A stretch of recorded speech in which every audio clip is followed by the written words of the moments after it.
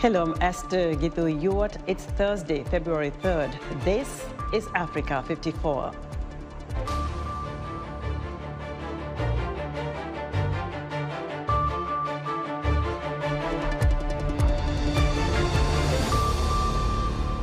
"26 people are dead after a high-voltage power cable snaps in a Congo market. Zimbabwe villagers fear being evicted to make way for a Chinese mining company. And Senegal punches a ticket to the Africa Cup of Nations final after beating Burkina Faso.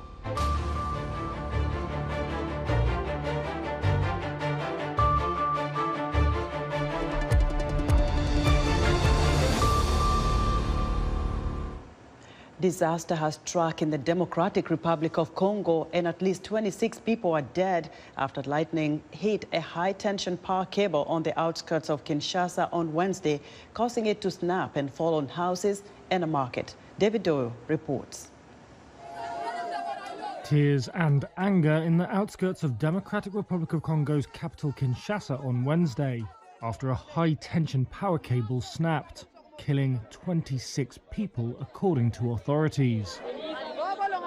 The accident happened when lightning struck the high-voltage cable during a storm on Wednesday morning, the National Electricity Company said. It then fell on houses and a market. Visiting the scene, Prime Minister Jean-Michel Sama-Lukonde said the cable had fallen in pools of water where women were selling produce. He offered condolences to the grieving families on behalf of the president. Unauthenticated videos shared online appeared to show several bodies lying in puddles of water where they had fallen. A government spokesman said 24 women and 2 men had died, and that another 2 people were seriously injured. Muriel Grace says one of those killed was her sister. She had been moved to this location from closer to the main road, Grace said, adding that the authorities need to find a solution. Power cables frequently collapse in Kinshasa, a city of 13 million people where infrastructure is outdated and neighborhoods sprawl into areas not intended for homes. David Doyle of Reuters filed that report. Nigerian authorities say an oil production and storage ship has exploded in southern Delta State, and at least 10 crew members are feared dead. An official at the Sheba Oil Exploration and Production Company confirmed the incident in a statement Thursday. Ikemefuna Okafor says the offshore production facility known as Trinity Spirit erupted in flames in Okpokiti on the coast of Nigeria's southern Delta State. Okafor says the fire appears to have been caused by an explosion and that the incident is being investigated. The extent of the damage is unknown, and the explosion raises serious environmental concerns. Just 3 months ago, an oil spill in nearby Bayelsa State spewed for a month, causing severe damage to land and water resources before it was contained. Brazilian police have arrested 3 men in connection with the deadly beating of a Congolese refugee last week. The violent attack was captured by a security camera at a beachside kiosk in Rio de Janeiro. The assault triggered outrage and calls for justice and planned protests in major cities. Moise Kabagambe, 24, was beaten to the ground with sticks by alleged perpetrators. The images released by police on Tuesday show he had been tied up. Investigators are checking witness accounts that Kabagambe was murdered after demanding back pay for 2 days of serving drinks at the kiosk. His family says Kabagambe arrived in Brazil 10 years ago as a refugee from the Democratic Republic of Congo and was studying architecture. A World Health Organization scientist says the BA.2 subvariant of the Omicron is now in 5 African countries. The scientist is concerned about the development because samples of BA.2 may not be spotted as a form of Omicron.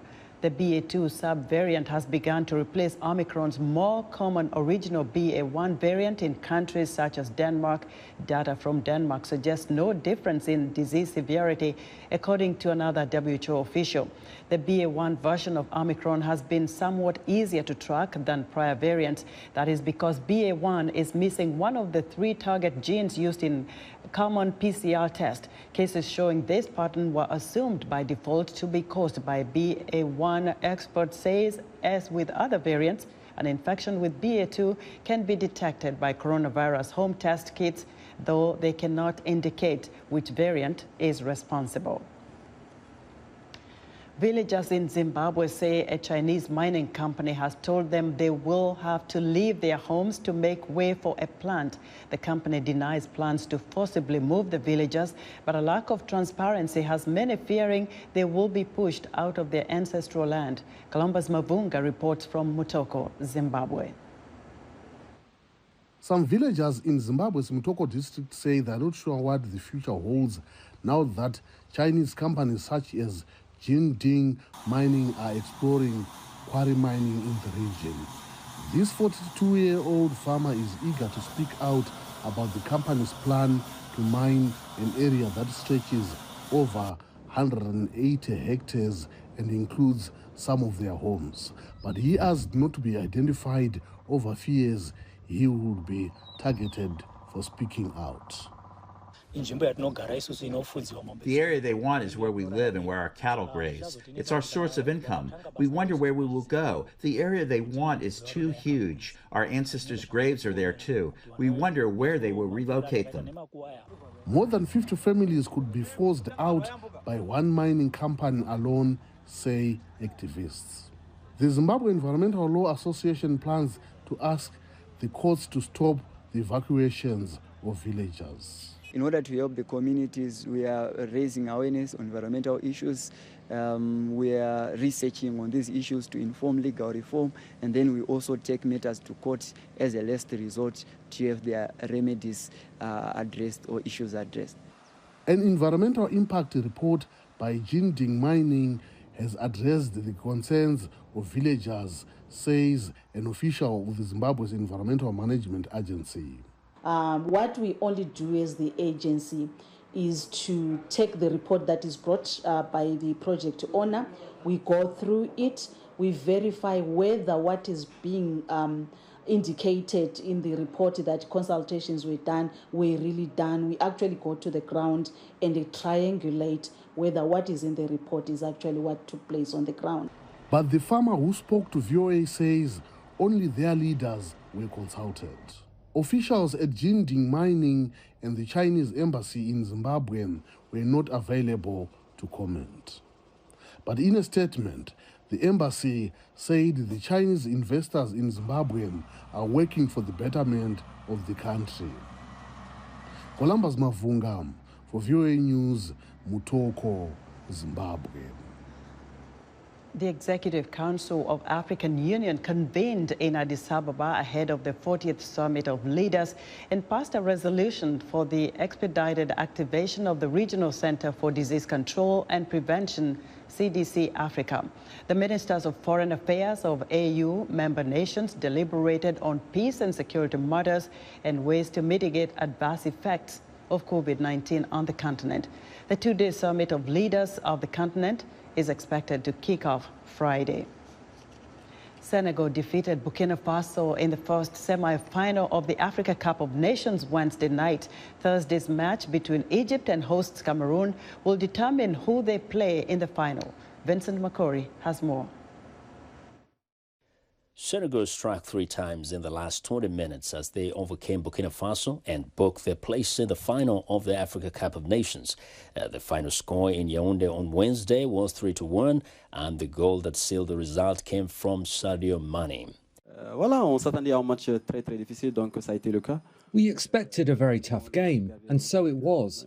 On a été mature dans notre But we were calm. We took our opportunities. en se créant pas. And I think we deserved this victory this evening. Que mérité de gagner ce soir.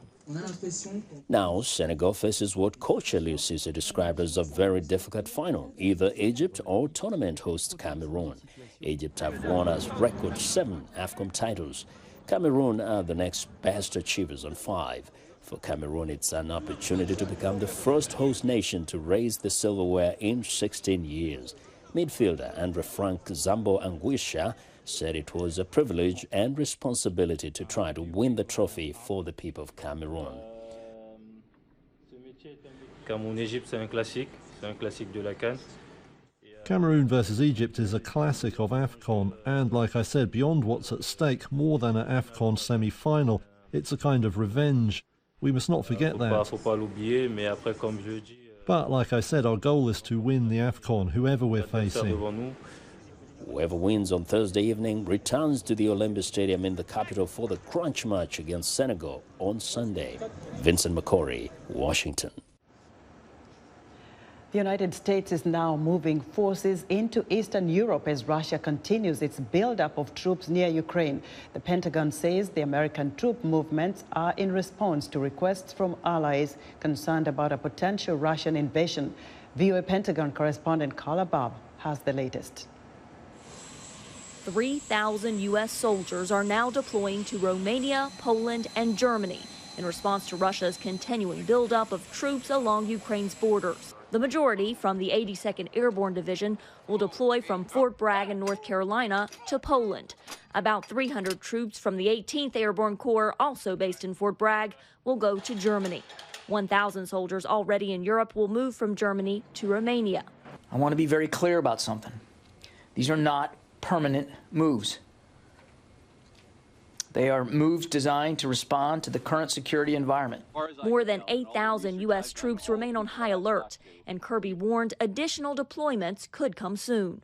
There could be other movements inside Europe, intra-theater moves that we would speak to. We're not ruling that out. We're also not ruling out the possibility that additional forces from the United States could deploy to Europe. The U.S. has provided at least a half-dozen shipments of military aid to Ukraine since December. You guys ready to go? And a small number of U.S. troops are in Ukraine as part of an ongoing training program that began after Russia illegally annexed Crimea in 2014. Kirby told VOA in an interview Tuesday, U.S. Defense Secretary Lloyd Austin will travel to Brussels later this month to meet with NATO defense ministers. Russia reportedly has about 130,000 troops along the borders of Ukraine. You've been talking about the escalation that Russia has been doing. Have they shown any signs of de-escalating at this point? No, they have not. Russia has denied the troop buildup along Ukraine's border is a preparation for invasion and says its troops in Belarus are participating in joint military exercises. Carla Babb, VOA News, The Pentagon. Would like to hear what you think about Africa 54. Join the discussion on Facebook. The address is Africa 54. We're also streaming our broadcast live on Facebook. Please watch and share our show with your friends. Also check out our headlines 24/7 on voaafrica.com. Still to come, Uganda's famous nightlife returns after nearly 2 years of COVID-19 restrictions. We'll be right back. Health, wellness, sport, beauty, medical breakthroughs. Healthy Living cares about your well-being. What are the main health concerns in Africa and around the world? Find out the latest on coronavirus. Connect with our experts and ask them questions. How long does the virus stay? Join me, Linor Moudou, in Washington every week on Healthy Living, right here on VOA.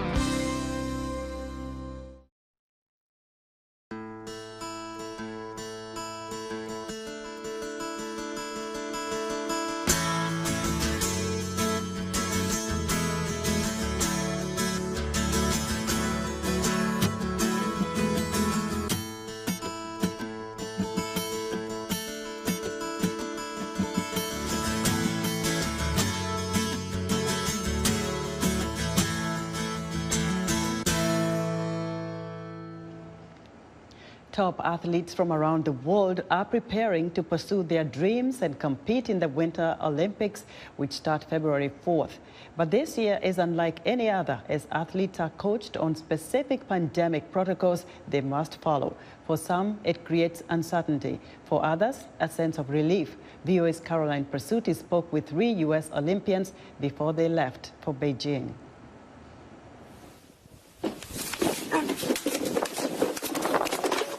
This is what Olympian Chris Mazder sees on his luge. We basically go on these Formula One race sleds, 90 miles an hour down a sheet of ice. Skeleton World Championships. This is Olympian Katie Ulander in a skeleton race. Basically like jumping on top of a cookie sheet and using your body to go as fast as possible. This is Olympian Kevin Bickner on a ski jump. So at the top of the hill, I'm really just thinking about the things that my coaches told me moments before. 3 U.S. athletes pursuing gold in Beijing during the coronavirus pandemic that, like them, refuses to quit. So you have to make sure you're getting the right test. So yeah, it's definitely a logistical headache at times. To avoid losing focus, the U.S. luge team hired a COVID liaison to keep track of vaccinations, tests, and masks, all mandatory. A year ago, Olympic organizers in China held a testing event to show the athletes what they will face when they land in Beijing for the real competition. They tested every day. Every person that we interacted with essentially was wearing a hazmat suit unless they did a 3-week quarantine to be able to interact with us. And we're still wearing masks. Ahead of the games, athletes dealt with closed gyms and income losses from canceled tournaments. Ulander, who only had audio available when we spoke to her while traveling to Beijing, says she took a job as an assistant arborist to stay fit. So I'd pull trees over, and then when he would cut them down, I'd move all the logs. And it was a great substitute for the weight room and just general fitness. And plus, I got to be out in the woods, which is one of my favorite places to be. Bickner says he looks forward to landing in Beijing, and once inside the Olympic bubble, seeing no one except the other COVID-tested athletes. I don't think anyone is going to be spreading COVID around the village, and so I'm not going to be too worried about it once I'm there. It'll be definitely a bit of relief. Much like last year's Summer Games in Tokyo, no spectators will be allowed in the stands in Beijing. That means Mazder's wife and 9-month-old stay home. Ulander's family can't cheer her to a women's record as she competes in her 5th Winter Olympics. And Bickner's parents won't see him in his 2nd Olympics. Even so, these athletes are keeping their eyes on one thing. Going for the gold. Caroline Presutti, VOA News, Washington. As Beijing prepares for the opening of the Winter Olympics this week, scientists are warning that the future of the Games is under threat because of climate change. Henry Ridgwell reports. Zhangjiakou, 200 kilometers northwest of Beijing, will host freestyle skiing and snowboarding, cross-country skiing and ski jumping. The problem is, it rarely snows. So for several weeks, snow machines have been churning out artificial snow. Site manager Jacques Fournier has a difficult job. Here is no humidity, it's very dry and it's a lot of wind. For the first time, the Beijing Winter Olympics will use almost 100% artificial snow. But a new report warns athletes' safety could be at risk. In sports like biathlon, or cross-country skiing, or any of the freestyle events where an athlete is flinging themselves into the air, flipping around and falling, you would want the surface to be a little softer. And the problem with artificial snow is that it's about 70% ice compared to natural snow, which is about 30% ice. And so the surface is much, much harder. American snowboarder Taylor Gold is preparing for Beijing. During his first Olympics in the Russian resort of Sochi in 2014, he recalls the halfpipe melting. They were spraying some chemicals on it to try to get it to stay in shape, but if you go back and watch that event, it's clear it was really warm. It was not ideal for snowboarding. Critics say the climate of both Sochi and Beijing are unsuitable to host the Winter Olympics. But even high-altitude mountain ski resorts that have traditionally hosted the Games are at risk because of climate change. The northeast of the U.S., for example, eastern Canada, we are losing significant amounts of snow there. And then in places like the Rockies and the Alps, we just don't have quite as much as we used to. So the challenge moving forward is going to be, where can we put these events? And with the Winter Olympics, we're already kind of there. Using artificial snow also causes environmental damage. Previous research has shown that that can be damaging to local wildlife. But we also expect that, when you're creating that much snow, the energy usage is extraordinary. The amount of water is extraordinary. In this Olympics, we're expecting 49 million gallons of water to be used. The Chinese organisers insist the Games will be carbon neutral. All venues are expected to be powered by renewable energy. Ice rinks will use natural CO2 technology for cooling instead of ozone-damaging hydrofluorocarbons. And some athletes prefer artificial snow. The snow is actually really amazing, the man-made stuff, and I think because of how cold it is, you have to be really aggressive with how you ride, but you just have to adapt. Olympic organisers will also have to adapt. The Loughborough University report warns that by 2050, fewer than half of the resorts that have hosted the Winter Olympics up till now will have viable snowfall. Henry Ridgewell for VOA News, London. The 2022 Beijing Olympics kick off on Friday, but even before the opening ceremony, these games face some hurdles. VOA's Penelope Pulu explains. Beijing Olympics with a total of 109 events across 15 sports. In Beijing, Olympic officials have imposed strict protocols to prevent the spread of COVID. Tickets will not be sold to the public. Beijing has announced a closed-loop system where athletes and others involved in the Olympics will work, compete, eat and sleep without coming into contact with the general public. All vaccinated participants can move freely in games-related areas by a dedicated transport system. Unvaccinated athletes will have to spend 21 days in quarantine ahead of the Games. Domestic and international participants will be tested daily. But COVID-19 is not the only hurdle for the Beijing Olympics.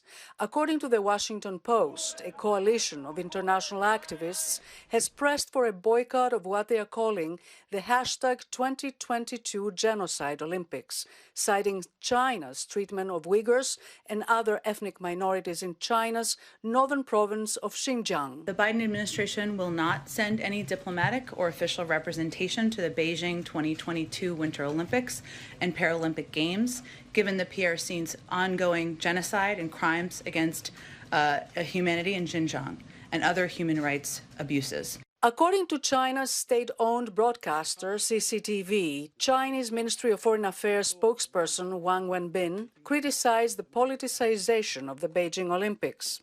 体育和政治无关，奥运会是广大运动员和体育爱好者的盛会。 不是政客们作秀表演的舞台。 Despite the global outcry against Beijing's human rights abuses, neither the Apolitical International Olympic Committee nor NBCU, the Olympics' exclusive broadcaster in the U.S., will take a stand against Beijing, says Andrew Zimbalist, professor of economics at Smith College. They all have massive investments in these games, and they want them to come off well. They need to cooperate with each other. Zimbalist, who has published several books on the economics of the Olympic Games, points out that China wields great influence on international markets, which do not want to ruffle Beijing's feathers. On the one hand, you have markets like the United States, where people want you to be uttering phrases and following policies that are congruent with human values. On the other hand, you've got a country that's violating those values, but it's, you're selling $15 billion of goods to them every year, or you actually have an investment as a partner in some of their activities. And so how do you steer a course in between those two things? It's delicate. According to Variety.com, NBCU is facing a huge challenge on attracting eyeballs to the event not only because of China's human rights violations, but also because 6 months after the Summer Olympics in Tokyo, spectators are going through what it calls Olympic Games fatigue. And also, whenever the games are held on the other side of the world from the United States, it means there's a timing issue, so that when you're watching the competition, generally, you're not watching it live. And that's always disappointing to sports fans. You don't want to find out the result of something that happened 12 hours earlier. However, Zimbalist says most viewers do not bring a political mindset to the questions of whether they are going to follow the Olympic Games. They do it, he says, for the thrill of the games, the competition, and the teams they root for. Penelope Pulu, VOA News, Washington. Uganda's renowned nightlife is back after nearly 2 years of shuttered bars and clubs as part of measures to battle COVID-19. Clara Frank has more. Dancing and ordering bottle service, crowds packed into the Levels bar in Uganda's capital of Kampala. And this was a Monday night. Nearly 2 years ago, the government ordered bars and clubs closed as part of strict measures to curb the spread of COVID-19. They've recently reopened to the relief of revelers like Vera Muyenje. If you don't party in Uganda, you're not a Ugandan. We are home, we are partying, we are back to work, we are working. It's end of month, get your money, get your salary, put the money into circulation. That's it, that's Uganda. We live like it's just living. Parts of Uganda's economy have gradually been reopening over the past several months. However, President Yoweri Museveni, who is a teetotaler, kept bars and nightclubs closed, despite pressure from the industry. The government argues tough rules have stemmed the spread of the virus. At the Nomad Bar and Grill in a suburb of the capital known locally as Sin City, head of marketing Raymond Karimera says many bars had struggled to avoid bankruptcy. So it was horrible for us. We incurred so much losses in terms of equipment. Naturally, you know how equipment is. The more something doesn't work, the easier it dies. According to Museveni, rising vaccination rates have allowed nightlife to return in Uganda. The East African country has one of the world's youngest populations and was known before the pandemic as a great place for a night out. In Kampala's packed bars, that reputation now perhaps is being restored. Clara Frank, Washington. Good for Kampala. And that's our show for today. Be sure to watch Africa 54 on our website at voaafrica.com. From all of us here in Washington, thanks for watching.